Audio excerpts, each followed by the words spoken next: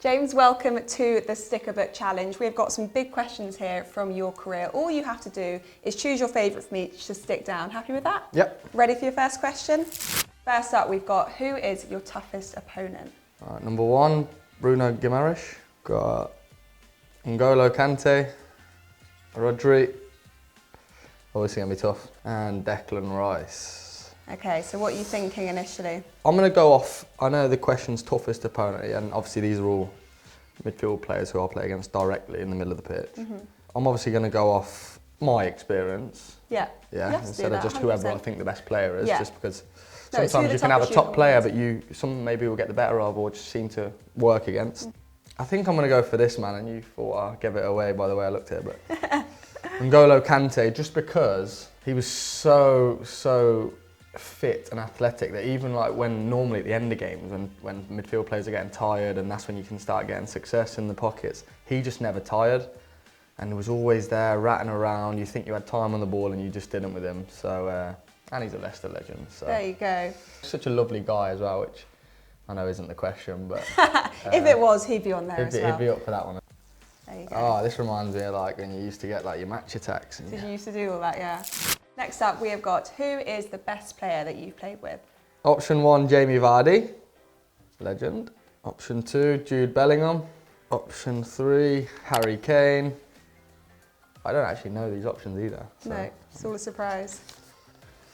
Option 4, Son Heung-min. Some pretty good players there. It's a hard choice, that, isn't it? That is a hard choice. Where's your eye initially going with those? Oh, wow. Yeah, I think Jude's going to just go right to the very top in terms of like the pinnacle top. He's a brilliant player. Like just for how young he is, I've always been so impressed. Like when I first had my first camp with him a couple of years ago, whenever that was, just how mature he was. Not in terms of like he's brilliant with the media and stuff, but on the pitch as well, taking the ball, never ever panicking, always looks composed. He's not someone who like where the spotlight and almost this like superstar Galactico at Madrid now has gone to his head at all. But obviously Jude has only had like a couple of years at the I mean he's 20 I think. How can I put him above like England's all-time leading goal scorer, you know, or Sonny, 100 Premier League goals, Jamie Vardy, 100 Premier League goals.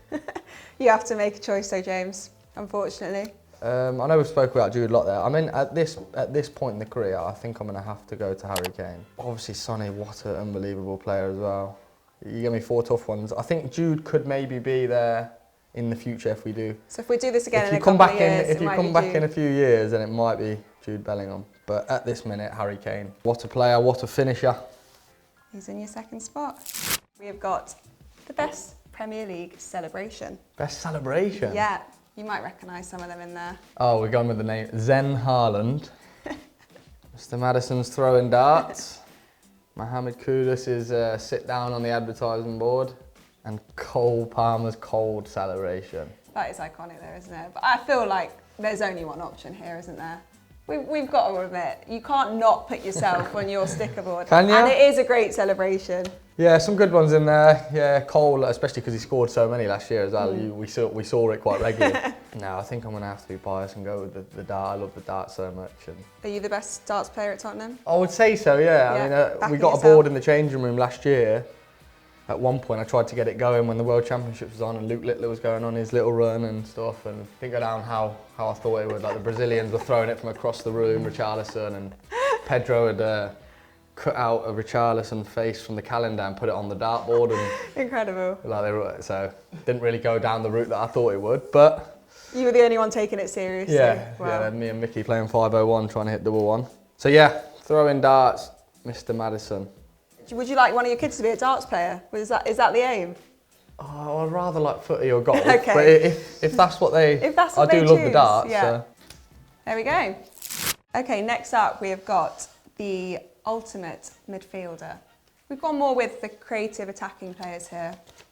Luka Modric, option 1. Mr. Steven Gerrard. Oh, this one's going to be tough, isn't it? Frank Lampard. And Kevin De Bruyne. Probably a couple that you watched more kind of when you were developing your game, and a couple you've obviously more recent and then probably played against. So how do you feel like you're going to assess this one? Gerrard and Lampard are obviously the two English ones there, and when obviously growing up in this country, them two were always the two at the top. They were always compared, weren't they? Did you try and kind of watch them when you were developing Yeah, your well, game? I watched all three, and they were at the top level at the pinnacle, and especially being a midfielder. They were both a bit deeper maybe, than what I would prefer. Even though, to be fair, he did play deep as well, but Modric, just because he's more my type of player. But these two, like Gerrard, it's going to be tough not to put him in there, because I do think he's the best midfield player ever, probably, in the Premier League. Ever in the Premier League? The only thing is because he's still playing now, Kevin De Bruyne, I think when he's finished and when we look back, I think he's going to be number one. It's one of those where when you're in it, Like when they're still playing, nostalgia they don't get the appreciation. Yeah, exactly that. Exactly, because he's still playing now, but what he can do with the ball is just like ridiculous. But This feels like the toughest one for you. yeah, it is. I'm going to go for Steven Gerrard. The ultimate midfielder then, Steven Just because, Gerrard's going on your board. ultimate midfielder, and he literally was the ultimate midfielder. He could do everything. And my mum was a big Liverpool fan. Oh no, so you got influenced by that growing maybe up? got influenced by that. I didn't support Liverpool myself, but Didn't have a Gerrard top when you were no, growing I didn't. up? I may have had a Gerrard England one, but Yeah, not a not a Liverpool Liverpool one. one for sure. Okay, the final question then, the best Premier League derby. This probably is going to be an easier one for you. We've got the North London derby coming up. Manchester derby, North London derby, Merseyside derby, and the M23 derby. First North London derby last season, what was your kind of experience of that? Does it feel different as a player when you're going into those games? Like, do you notice the atmosphere? Do you notice the build-up being different here as well? Yeah. The first one, just because it was the first one I'd been in, it was at the Emirates, was like just been, see, it always gets bigged up in the media, and it has a week of press, and we do stuff like this and the build up to it. Just felt a little bit different. It was a different feel in the air. Obviously the Premier League creates a lot of media attention anyway. It's obviously the best league in the world, but that specific game for me, the first one at the Emirates, we drew 2-2, could have won the game.